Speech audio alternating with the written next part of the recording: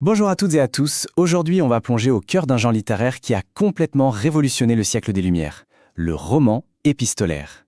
On va voir ensemble comment, bien avant nos emails et nos messageries instantanées, la simple lettre est devenue un outil d'une puissance incroyable pour construire des intrigues et explorer les profondeurs de l'âme humaine. Pour bien saisir l'impact de cette forme narrative, faites un petit effort d'imagination avec moi.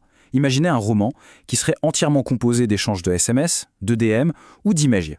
On découvrirait les personnages uniquement à travers leurs propres mots, sans aucun filtre. On aura accès à leurs secrets, leurs contradictions, bref, à leur intimité la plus totale. Eh bien, cette impression d'immédiateté, cette sensation de lire par-dessus l'épaule des personnages, c'est précisément ce qui faisait toute la force de la lettre au XVIIIe siècle.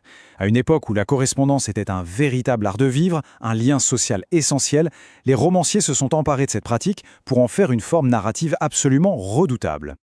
Alors la problématique qui va nous guider sera la suivante. Comment est-ce que des auteurs comme Montesquieu, Rousseau ou encore Laclause ont réussi juste avec des lettres à bâtir des mondes romanesques aussi complexes, remplis de secrets, de mensonges et de passions? C'est ce qu'on va décortiquer ensemble. Allez, on commence par une définition rigoureuse. C'est indispensable pour vos analyses. Le roman épistolaire, c'est donc un roman par lettres. Sa particularité fondamentale, et ça, vous devez vraiment le retenir, c'est l'absence de narrateur omniscient, de cette voix qui sait tout et qui nous guide. Non, ici, le récit se déploie uniquement à travers la correspondance des personnages, une correspondance que nous présente comme authentique. Et ça nous amène directement à un premier concept clé, qui est absolument central pour comprendre le genre, cette fameuse quête d'authenticité, cette volonté de créer une parfaite illusion du vrai. Les auteurs du XVIIIe sont de véritables maîtres dans ce que la critique littéraire appelle l'effet de réel. Pour que leur fiction paraisse plus vraie que nature, ils utilisent un stratagème génial. Ils ne se présentent pas comme les auteurs de l'œuvre, mais comme de simples éditeurs qui auraient, par le plus grand des hasards, découvert une liasse de lettres bien réelles. Cet extrait, il est parfait pour illustrer ça. Dans son avis au lecteur des lettres portugaises, Guilherme fait semblant d'avoir juste trouvé ces lettres et de se contenter de les faire imprimer. L'auteur s'efface, il disparaît derrière son œuvre pour renforcer l'illusion. Et d'ailleurs, Rousseau utilisera un procédé très similaire dans la préface de la Nouvelle Héloïse. Bon, si on résume ces techniques, l'auteur devient éditeur, les lettres sont des documents trouvés, et surtout, chaque personnage a son propre style, ce qui le rend bien plus crédible. Le point crucial ici, c'est que ce stratagème joue directement avec notre curiosité. Il nous met dans une position de voyeur, et ça, psychologiquement, c'est un ressort très très puissant. Mais cette disparition du narrateur, elle a une autre conséquence majeure. Puisque l'histoire est racontée par plusieurs personnages, eh bien il n'y a plus une seule vérité. Il y a une confrontation de perspectives. Et ça, c'est notre deuxième concept clé, la polyphonie. La polyphonie, poly pour plusieurs, phonie pour voix, ça veut dire que le même événement peut être vu de manière complètement différente selon la personne qui écrit. Le récit devient une sorte de mosaïque de points de vue subjectifs, et c'est à nous, lecteurs, de rassembler les pièces du puzzle pour nous forger notre propre opinion.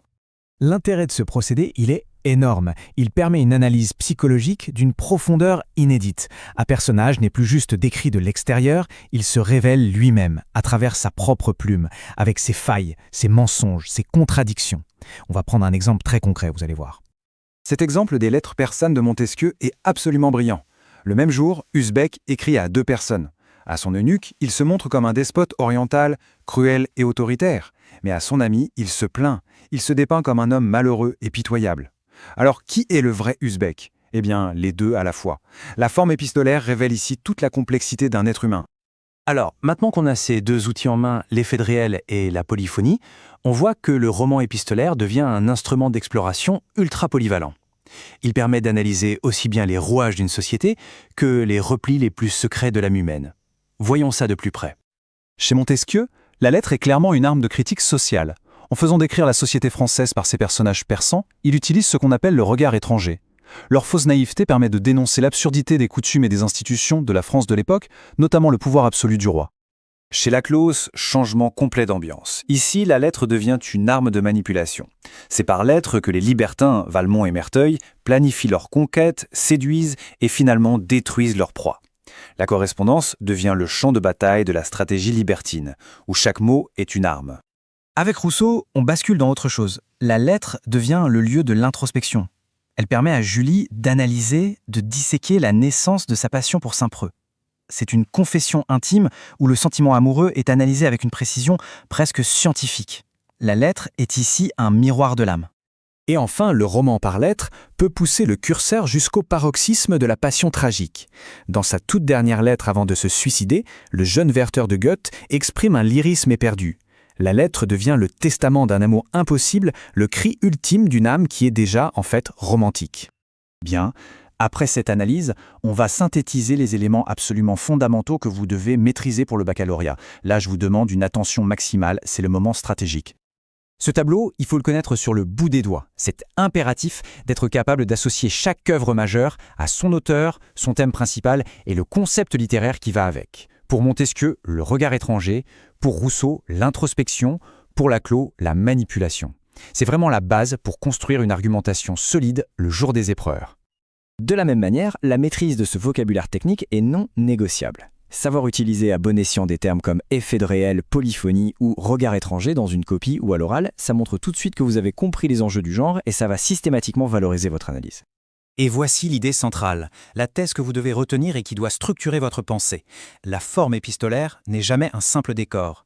C'est le choix de cette forme qui permet la critique sociale chez Montesquieu, qui permet la manipulation chez Laclos et qui permet l'introspection chez Rousseau. Le fond et la forme sont totalement indissociables. C'est une idée essentielle pour n'importe quelle dissertation sur le sujet. Pour conclure, revenons à notre parallèle du début. Si les lettres du XVIIIe siècle ont permis de construire de telles fictions, qu'est-ce qu'on peut penser de nos propres archives numériques, nos emails, nos messages, nos publications? Imaginez qu'un éditeur du futur tombe dessus. Quelle histoire, quelle image complexe et sans doute contradictoire de notre époque pourrait-il bien reconstituer?